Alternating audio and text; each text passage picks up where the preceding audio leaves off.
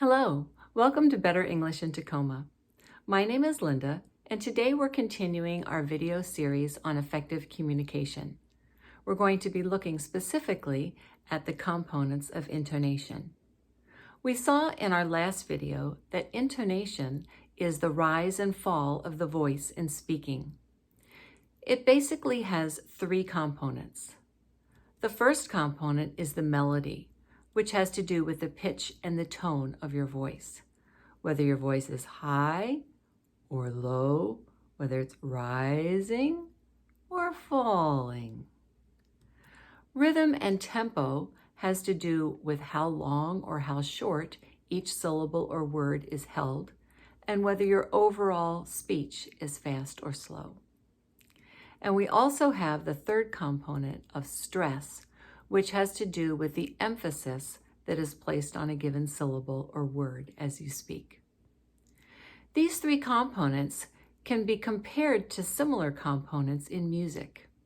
The melody in music is the tune of a song. The rhythm and tempo has to do with how long each note is held.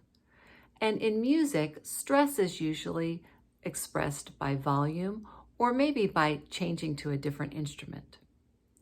So I'm going to play a song for you now that you should know, but I'm going to take away the melody and the rhythm and the stress. And I want you to see if you can identify the song. Here it is.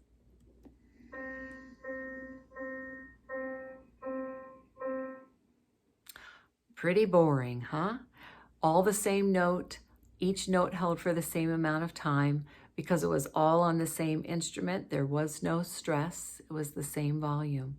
So it was very boring and not very identifiable.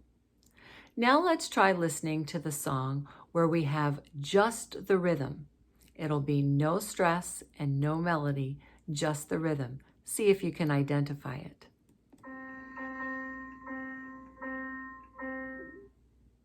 Do you know what it was? All right.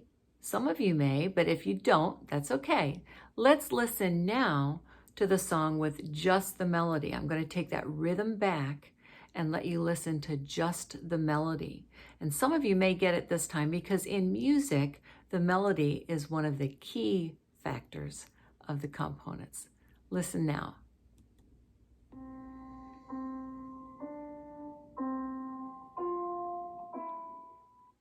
Did you get it? If you didn't, listen one more time. This time we're going to combine the melody and the rhythm and see if you can identify the song.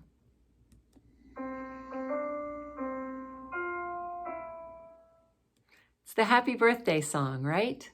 So we see that with music, having a combination of the tune and the rhythm helps us to be able to identify the song. In the same fashion, if our intonation has good melody and rhythm and stress, it will make our communication much more effective. People will be able to identify what we're saying and the meaning behind it. So let's look at an example of language. Here's a basic sentence. Question, what are you going to do today? It has a melody to it. If I say it with all the same tone, it sounds very flat and almost robotic. It would be like this. What are you going to do today? But when we talk with good intonation and our melody has that change in pitch, we'll see that the sentence sounds more like this. What are you going to do today? The what, you, go, to, and day are all kind of one pitch. The R, the ing of going, the to of today are a little bit higher, and do is the highest. Listen to it again. What are you going to do today? Do today. Do is the highest, and then we come down. So in this sentence, there's a definite change in pitch as I say the question. Okay? There's also a change in rhythm. Each word, each syllable in that question does not have the same length. If it did, it would sound like this. What are you going to do today? It would sound very choppy. The rhythm shortens up the what are, The U is a little bit longer. Going to are 3 short syllables. Do has the longest sound. The to of today is short, and then the day part of today is a little bit longer. So listen to it with the rhythm. What are you going to do today? What are you going to do today? Very fast, what are, a little bit longer you, going to, very fast, do, longest, and then today. So the rhythm and the melody play together in this sentence, and they help make it understandable. We can add stress to change even more the meaning of the sentence and add some shades of meaning. And stress will allow you to work with the rhythm and the melody that you already have, but change the shades of meaning a little bit. So let's say that I've already told you about my plans for today, and I want to know what you're going to do today. So I'm going to ask this question with stress on the you, because that's my emphasis. I would say it, what are you going to do today? What are you going to do today?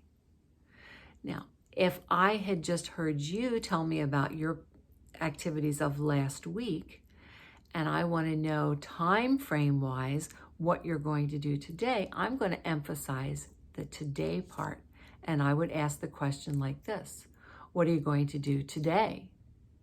So the today changes, it goes up in pitch, I emphasize it, and I hold it a little bit longer.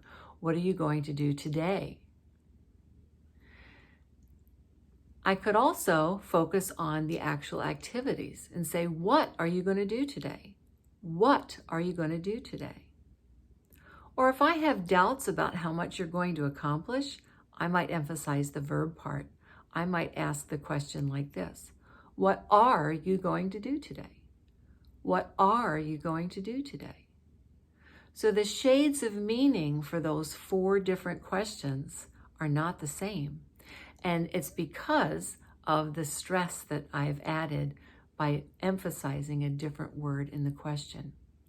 So for our communication to be effective, we want all 3 components of our intonation to come into play: the melody, the rhythm, and the stress. I hope this has been helpful. In our next video, we're going to continue this series, and we're going to talk about some specific intonation patterns. I hope to see you again on Better English in Tacoma. Have a great day.